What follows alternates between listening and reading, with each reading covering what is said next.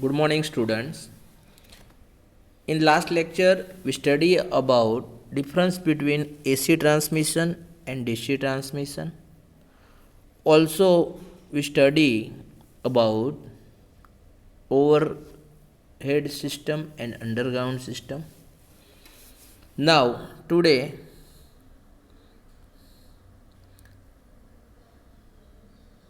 I repeat, first of all, power system diagram, generation, primary transmission, then after step down transformer 220 by 132 kV or 66 kV, that's called receiving station. Secondary, then after secondary transmission એટલે કે secondary transmission, step down transformer 132 kV by 11 kV. Okay, then substation. Now primary distribution, it is 11 kV by 400 volt distribution substation, and secondary distribution 400 to 230 volt to consumer. Okay, we already study this part. Now today's topic is transmission line, unit 1, transmission line components, types of conductors, copper, aluminum. Most used two types of conductor, copper and aluminum, એટલે કે આપણે વાહક કહીશું copper અને aluminum. There are three types: solid, stranded and bundle conductors. Okay, solid, stranded and bundle conductors. This is the main topic as per syllabus. Now first question, what are the main elements of transmission system? એટલે કે transmission સિસ્ટમના મુખ્ય અંગો કયા છે? Repeat, main elements of transmission system એટલે કે transmission સિસ્ટમના મુખ્ય ભાગો કે મુખ્ય અંગો કયા છે? પહેલું છે conductor. First one is conductor. Conductor એટલે આપણે ગુજરાતીમાં એને કહીશું વાહક. ના, સાથે સાથે એને આપણે મેઇન ફંક્શન પણ ભણતા જઈશું. Conductors, the main function of the conductor is to carry the electric power. Electric power લઈ જાય. અને કંડક્ટર્સ કયા ટાઈપના હોય છે? કોપર, એલ્યુમિનિયમ ઓર ACSR મટીરિયલ. તમને પ્રશ્ન છે કે ACSR મટીરિયલ શું છે? તો કે આ ત્રણેય વિશે, કોપર, એલ્યુમિનિયમ અને ACSR વિશે, બરાબર, એ આપણે ડીપમાં આના પછીના ભાગમાં ભણીશું. ઓકે, પહેલું છે કંડક્ટર્સ. સમજણ પડી ગઈ? અન્ડરસ્ટેન્ડ? બીજું છે લાઇન સપોર્ટ્સ.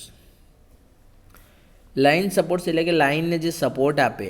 તો main function of the line support is to support the conductors to keep them at suitable heights from the ground level. એટલે કે લાઇન સપોર્ટ શું કામ કરશે? તો કે લાઇન સપોર્ટનું કામ છે કે કંડક્ટરને સપોર્ટ આપે અને તેમને જમીનથી એટલે કે ગ્રાઉન્ડ લેવલથી સુટેબલ હાઇટ ઉપર જકડી રાખે. તો એના માટે શું યુઝ થશે? The poles are or towers are used as a line supports.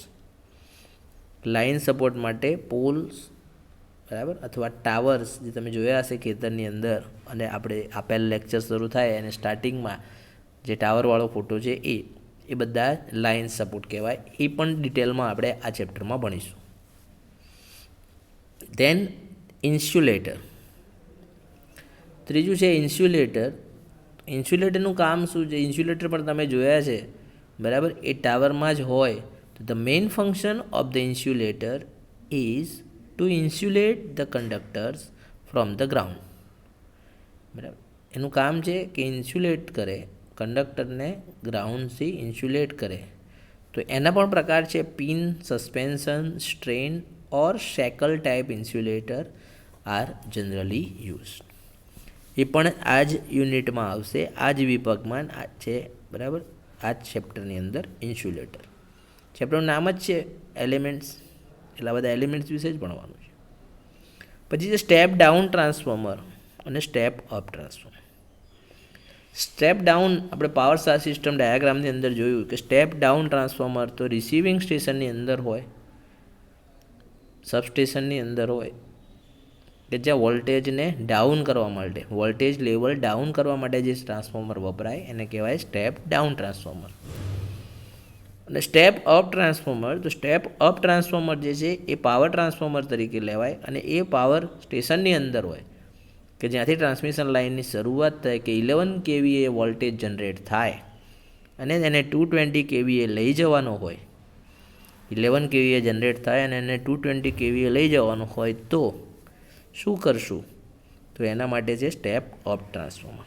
જે પણ આપણે પાવર સિસ્ટમ ડાયાગ્રામમાં પહેલું ટ્રાન્સફોર્મર હતું એ, જેને સ્ટેપ અપ ટ્રાન્સફોર્મર કહેવાય. ઓકે, તો આ 5 વિશે ખ્યાલ આવી ગયો. નેક્સ્ટ છે પ્રોટેક્ટિવ ડિવાઇસ. એનું મેઇન આપણે ભણીશું અહીંયા. મેઇન એમાં તો આપણે ઘરની અંદર ફ્યુઝ ને MCB ને બધું હોય છે, પ્રોટેક્ટિવ ડિવાઇસ જ કહેવાય. પણ અહીંયા માટેનું મેઇન પ્રોટેક્ટિવ ડિવાઇસ છે લાઇટનિંગ એરેસ્ટર. નામ પ્રમાણે જ ખ્યાલ આવી જવો જોઈએ. લાઇટનિંગ એરેસ્ટર, લાઇટનિંગ એટલે વીજળી જે પડે એના સામે. The main function of the lightning arrester is to discharge the excessive voltage to the earth which occurs due to the lightning. એટલે કે જ્યારે વીજળી પડે છે ચોમાસાની અંદર, વીજળી થાય છે, વીજળી પડે છે આપણી ભાષામાં, ત્યારે ઘણો બધો વોલ્ટેજ વધી જાય છે. તો એ વોલ્ટેજ જો કંડક્ટરની અંદર મળે તો કંડક્ટર જ્યાં પાવર લઈ જાય તો એ બધા જ ઇક્વિપમેન્ટને નુકસાન થાય. તો એ ના થાય એ માટે લાઇટનિંગ એરેસ્ટર મૂકેલા હોય.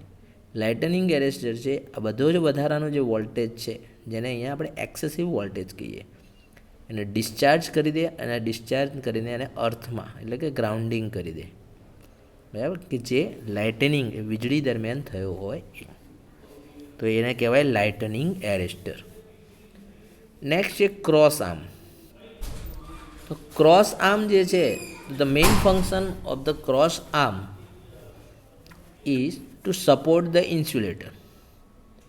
એટલે કે ઇન્સ્યુલેટર જેની ઉપર મૂકેલા હોય છે, pin type, suspension type, strain type, shackle ટાઈપના જે ઇન્સ્યુલેટર છે એને સપોર્ટ આપવા માટે જે વપરાય છે એને ક્રોસ આર્મ કહેવાય. જનરલી થાંભલાની ટાવર ઉપર જે રાઇટ એંગલ મારેલું હોય છે, એટલે જે આડું જે હોય છે એને કહેવામાં આવે છે ક્રોસ આર્મ, કે જેની ઉપર ઇન્સ્યુલેટર ટેકવેલા હોય છે, એને આપણે કહીશું cross arm. Okay, the main function of the cross arm is to support the insulator. Cross arm are generally made from wood or steel. એટલે કે ટાવરની ઉપર જે હોય લગાવેલા એ. Next one is the phase plate. આ મેઇન એલિમેન્ટ્સમાં નથી આવતા પણ આપણે અહીંયા લખી રાખ્યા છે, આપણે ખ્યાલ રહે. ફેઝ પ્લેટ તો ટાવર હોય ત્યાં એક ફેઝ પ્લેટ મારેલી હોય છે. ફેઝ પ્લેટ જે છે એ used to distinguish the various phases. કે 3 ફેઝ છે RYB, અને જો 2 લાઇન જતી હોય તો R1 Y1 B1 અને R2 Y2 B2 ઓર R dash Y dash B dash, એવી રીતના લાઇનને જુદી પાડેલી હોય છે. એ લાઇનમાં કયો ફેઝ કઈ લાઇનમાં છે એના માટે ફેઝ પ્લેટ રાખેલો હોય છે. બરાબર, તો ફેઝ પ્લેટ શું છે કે એ વેરિયસ ફેઝિસને ઇન્ડિકેટ કરે અને જુદા પાડે, જેથી આપણને ખબર પડે કયા ફેઝ ઉપર કેટલો લોડ છે એ આગળ જતાં ચેક થઈ શકે. ઓકે, કારણ કે આમાં ઇન્સ્યુલેટર હોય નહીં. ટ્રાન્સમિશન સિસ્ટમની અંદર ઓવરહેડ સિસ્ટમ છે, એમાં ઇન્સ્યુલેશન નથી. ઘરમાં જે ઇન્સ્યુલેશન હોય એમાં RYB એ તો કલર કોડ પ્રમાણે ખ્યાલ આવી જશે, કારણ કે રેડ કલરનો વાયર વાપર્યો હોય તો લાઈવ વાયર કહેવાય. પણ અહીંયા કોઈ ઇન્સ્યુલેશન હોતું નથી. ઇન્સ્યુલેશન હોતું નથી એટલે લાઈવ વાયર થતો નથી. Okay, next danger plate. હવે ડેન્જર પ્લેટ એ શું છે? તો તમે જોયું જ હશે કે ટાવરની નીચે the danger plate is provided on each tower as a warning. The working voltage is indicated on the danger plate. બરાબર, ખોપડીનું નિશાન હોય અને 2 બાજુ આમ બરાબર હાડકા બતાવેલા હોય એને આપણે કહીએ છીએ ડેન્જર પ્લેટ. ડેન્જર પ્લેટનું કામ શું? કે તમને ડેન્જર પ્લેટ ઇન્ડિકેટ કરે કે કેટલા વોલ્ટેજ છે, કે ભાઈ 440 વોલ્ટેજ છે, અડકતા નહીં, 11 kV છે, 132 kV છે.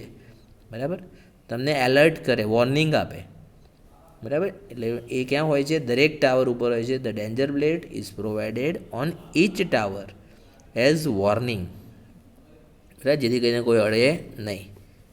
અને અંદર શું લખેલું હોય છે? તો the working voltage is indicated on the danger plate. Danger plate ઉપર વર્કિંગ વોલ્ટેજ લખેલા હોય છે. Next one is earth wire. Earth wire એક મેઇન ઇક્વિપમેન્ટ કહી શકાય. The main function of the earth wire is to protect the line against the lightning and it is continuously run on the top of the tower. ટાવરની સૌથી ઉપર પતલો wire હોય, જે બે ટાવરને જોડતા, બરાબર, સૌથી ઉપર જે વાયર હોય એને કહેવાય અર્થ વાયર. અર્થ વાયર જ્યારે લાઇટનિંગ થાય, વીજળી પડે, ત્યારે એક લાઇટનિંગ એરેસ્ટર તો હોય જ, એના થ્રુ અર્થ વાયરમાં પાવર જાય ને અર્થ વાયર થ્રુ થઈને, બરાબર, એટલે કે અર્થ વાયર જે છે પ્રોટેક્શનનું કામ કરે છે. બરાબર, લાઇન પર વીજળી ના પડે એના માટે એનું પ્રોટેક્શનનું કામ કરે છે. The main function of the earth wire is to protect the line against the lightning. It is continuously run on the top of the tower. ટાવરની સૌથી પહેલાં હોય છે. Next one is bird guards. પક્ષીઓ માટેનું. The main function of the bird guard is to prevent the flash over which occurs due to the bird pecking.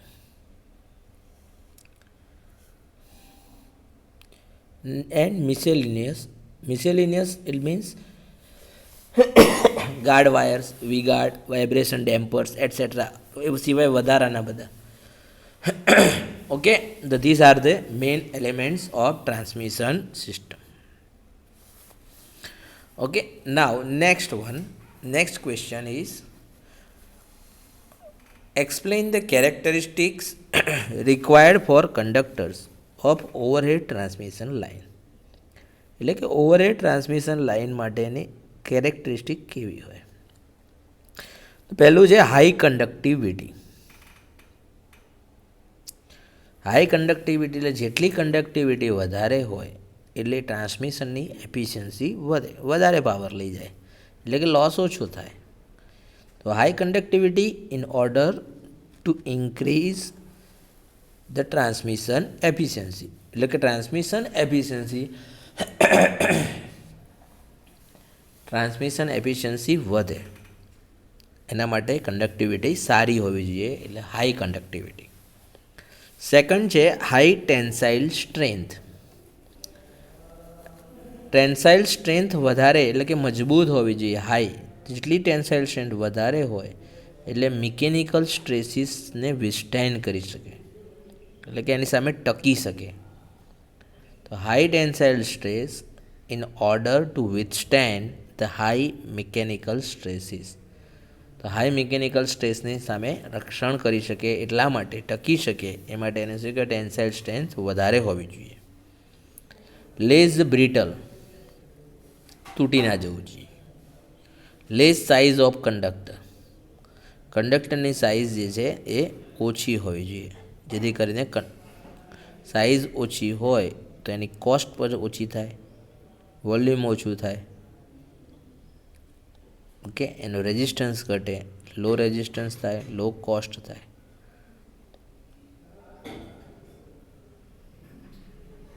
તેથી specific gravity ઓછી થાય, અને સ્પેસિફિક ગ્રેવિટી ઓછી થાય તો એનું વેઇટ ઓછું થાય.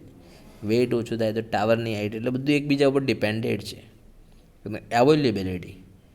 અવેલેબિલિટી એટલે સરળતાથી આપણને મળી રહેવું જોઈએ એવો કંડક્ટર પસંદ કરવો જોઈએ. એવું નહીં કે પછી એની કિંમત વધારે હોય અથવા એને સરળતાથી ના મળે. બધા જ પોઈન્ટ્સને ધ્યાનમાં રાખીને આપણે કંડક્ટર સિલેક્ટ કરવાનું. કંડક્ટર એટલે વાહક, બરાબર. તો આ કઈ કઈ કેરેક્ટરિસ્ટિક છે? હવે પહેલું ટાઈપ્સ ઓફ કંડક્ટર. તો ટાઈપ્સ ઓફ કંડક્ટરની અંદર કંડક્ટર મટીરિયલ, કયું મટીરિયલ વપરાય? તો 3 ટાઈપના મટીરિયલ વપરાય. કોપર, જેને હાઇડ્રોન કોપર કહેવાય, બીજું છે એલ્યુમિનિયમ, અને ત્રીજું છે ACSR, જે આપણે હમણાં વાત કરી. ACSRનું ફૂલ ફોર્મ એ ઘણી વખત પૂછાતું હોય છે. ACSR એટલે aluminium conductor steel reinforced. Aluminium, conductor, steel, reinforce, બરાબર. અને ડિટેલમાં ભણીએ એ પહેલાં ત્રણેય વિશે સમજીએ કે કોપર. કોપર જે છે, હાઇડ્રોન કોપર જેને કહી શકાય, તો કોપર જે છે એ પ્રોવાઇડ્સ આપણને હાઈ ટેન્સાઇલ સ્ટ્રેન્થ અને it is best સુટેડ. Okay, high tensile strength આપે એટલે પહેલી આપણી કેરેક્ટરિસ્ટિક મળી ગઈ. હાઈ ટેન્સાઇલ સ્ટ્રેન્થ હોય એ આપણને મળી ગયું, એટલે એ ઓવરહેડ ટ્રાન્સમિશન લાઇન માટે બેસ્ટ સુટેબલ છે, બરાબર. પછી એની કન્ડક્ટિવિટી પણ એ વધારે છે. The conductivity of this type of material is comparatively higher. પછી એની current density, copper has a higher current density and give is high scrap value. Scrap value એટલે ભંગારની વેલ્યુ પણ એની વધારે હોય છે. ઓકે, પણ ડ્યુ ટુ અનઅવેલેબિલિટી અને હાયર કોસ્ટ, બે વસ્તુ થઈ કે ભાઈ આપણે જોયું ને કે કઈ કઈ પ્રોપર્ટીઝ એની હોવી જોઈએ. પહેલાં બે છે પણ છેલ્લા નથી, કે ભાઈ અવેલેબિલિટી નથી એટલે કે જલ્દી મળતું નથી, અને એની કોસ્ટ વધારે છે. કોસ્ટ વધારે છે એટલે કોપર આપણે યુઝ ઓછો કરીએ છીએ, બરાબર. આપણે કોપરની જગ્યાએ aluminium is used instead of copper. હવે એલ્યુમિનિયમ, તો શા માટે આપણે કોપરની જગ્યાએ એલ્યુમિનિયમ વાપર્યું? કારણ કે એલ્યુમિનિયમ જે છે, કંઈક તો કારણ હોવું જોઈએ ને, કે કોપર આપણને કન્ડક્ટિવિટી વધારે આપે છે, કંડક્ટિવિટી વધારે આપે છે, બરાબર. અને ટેન્સાઇલ સ્ટ્રેન્થ, તો પહેલી બે છે શરત, બરાબર, પણ ત્રીજી કન્ડિશન એને ફૂલફિલ થતી નથી. કઈ? તો કે જલ્દીથી સરળતાથી મળતું નથી, એટલે કે અવેલેબિલિટી નથી, અને એની કોસ્ટ વધારે છે, એટલે કિંમત વધારે, એટલે મોંઘું પડે. તો પહેલાં આપણે શું પસંદ કરીશું? સસ્તી વસ્તુ. એલ્યુમિનિયમ જે છે, aluminium is very cheap and light in weight. એક તો એલ્યુમિનિયમ સસ્તું પણ છે અને વજનમાં હલકું છે કમ્પેર ટુ ધ કોપર કરતાં, એટલા માટે આપણે યુઝ કરીએ છીએ. પણ એની કન્ડક્ટિવિટી થોડી પુઅર છે પેલા કરતાં. It has poor conductivity and low tensile strength as compare to the copper. એટલે કોપર કરતાં પછી પેલાના જે ફાયદા હતા એના ગેરફાયદા જેવું થઈ ગયું, કે કન્ડક્ટિવિટી ઓછી છે એલ્યુમિનિયમની અને ટેન્સાઇલ સ્ટ્રેન્થ પણ એની કોપર કરતાં ઓછી છે. એટલે કેટલી ઓછી, એવું મગજમાં પ્રશ્ન થાય તો કે 60% જેટલી ઓછી છે, બરાબર. તો એટલા માટે આપણે લો વોલ્ટેજ માટે જ આ યુઝ કરીએ છીએ એલ્યુમિનિયમ.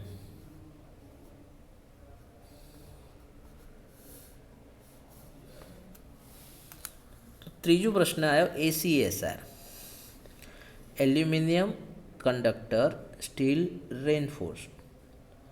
તો આ એક વિશિષ્ટ ટાઈપનો તમે ફિગરમાં જોઈ શકો છો કે વચ્ચે સેન્ટરની અંદર aluminium conductor can not be used for long distance due to their low tensile strength. તો ટેન્સાઇલ સ્ટ્રેન્થ આપણે એની ઓછી છે એ જોયું. તો એને વધારવા માટે શું કરવું? કારણ કે સસ્તું હતું એટલે એમાં કંઈક નાખો તો એની વધે ટેન્સાઇલ સ્ટ્રેન્થ. તો એ ટેન્સાઇલ સ્ટ્રેન્થ વધારવા માટે, એને ઇન્ક્રીઝ કરવા માટે, બરાબર, તો aluminium conductor is reinforce by adding steel core to the conductor. એટલે કે એની અંદર સ્ટીલ કોર નાખી દીધી. Thus the conductor obtain known as a ACSR. એટલે તમે જુઓ વચ્ચે એઝ અ સેન્ટરમાં સ્ટીલ નાખી દીધું એટલે મજબૂત આવી ગઈ ટેન્સાઇલ સ્ટ્રેન્થ, અને આજુબાજુ એલ્યુમિનિયમ. તેથી એને શું કહેવાય? ACSR, aluminium conductor steel reinforce.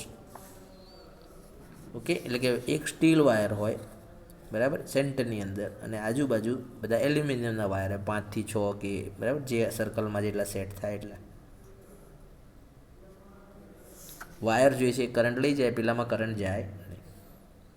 આ સિવાય કેડમિયમ વપરાય છે, ફોસ્ફર, બ્રોન્ઝ વપરાય છે, ગેલ્વેનાઇઝ સ્ટીલ વપરાય છે, બરાબર. પણ એ બધા કેવા છે? મોંઘા છે, તેથી બહુ જ ઓછા યુઝ થાય છે. હવે ટાઈપ્સ ઓફ કંડક્ટર્સ, તેની અંદર પહેલું છે સોલિડ કંડક્ટર્સ. સોલિડ કંડક્ટર્સ એટલે generally copper clad steel R used as a solid conductor. એટલે કે સાઇઝ ઓછી હોય, બરાબર. એનો એરિયા જે છે, large cross sectional area can not be used as a solid conductor, કારણ કે એની અંદર પછી હેન્ડલિંગ અને ટ્રાન્સપોર્ટેશન બંને આપણને મોંઘું પડે છે, બરાબર. પછી વધારે વજન હોવાના કારણે લાર્જ સ્પાન માટે પણ આપણે યુઝ નથી કરી શકતા, કારણ કે પવન આવે, પવન ફ્લો થાય, બરાબર, પવન બ્લો થાય આપણે જેને કે એટલે બ્રેક થઈ જાય, બરાબર, એટલે સપોર્ટ આગળથી એ તૂટી જાય. બીજું છે હોલો કંડક્ટર. હોલો કંડક્ટર જે છે એમાં પણ લાર્જ ક્રોસ સેક્શનલ એરિયા થાય સોલિડ કરતાં પણ, બરાબર, તેથી એનું વેઇટ વધે. પછી કોરોના લોસ જે કહીએ છીએ આપણે પહેલાં પણ, એ જે છે હોલો કંડક્ટરમાં ઓછા થાય.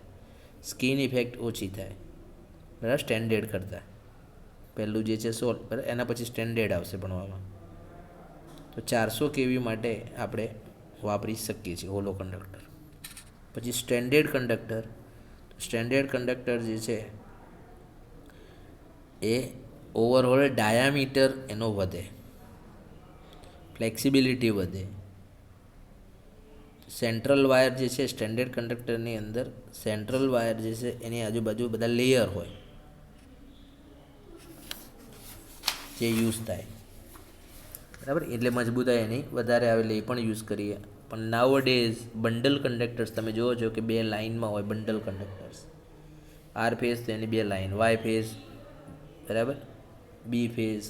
તો આ બધા બંડલ કંડક્ટરની ફિગર છે બંને વચ્ચેની. When 2 or more conductor per phase are bound together, બાંધીને લઈ જવાય, then a bundle conductor is form. Okay, ફિગરમાં દેખાય છે અને બંડલ કંડક્ટર કહેવાય.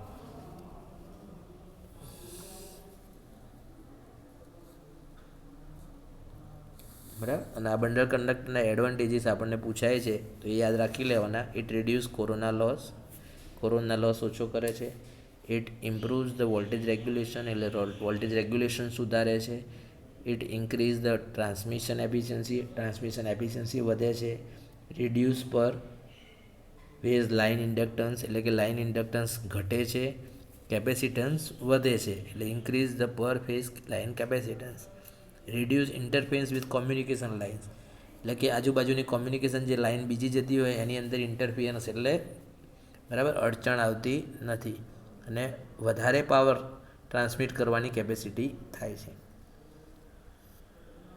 Okay, thank you.